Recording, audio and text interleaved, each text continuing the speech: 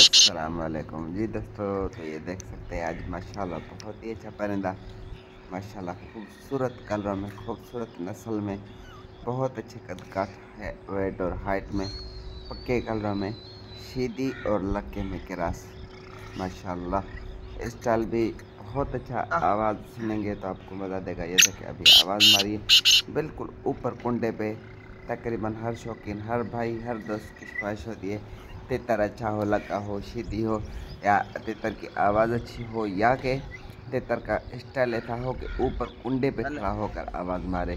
तो माशाल्लाह से देख सकते हैं यहाँ पर परियां फेंकनी है, मस्ती करनी है, फिर उधर ही आवाज़ लगानी है। माशाल्लाह से ये देख सकते हैं 7-8 की स्पीड है, पक्का रूटीन तितर है माशाल्लाह से।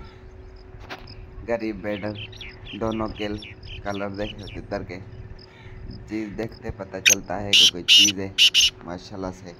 सुबह सुबह जंगल में बैठकर वीडियो बनाई है अल्हम्दुलिल्लाह।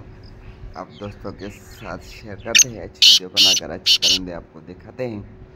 वीडियो पसंद आए वीडियो को लाइक, शेयर, प्यारा जा कमेंट और चैनल को ज़रूर सब्सक्राइब करें। वीडियो को जितना हो सके शेयर कर दिया करें और चैनल को सब्सक्राइब कर दिया करें।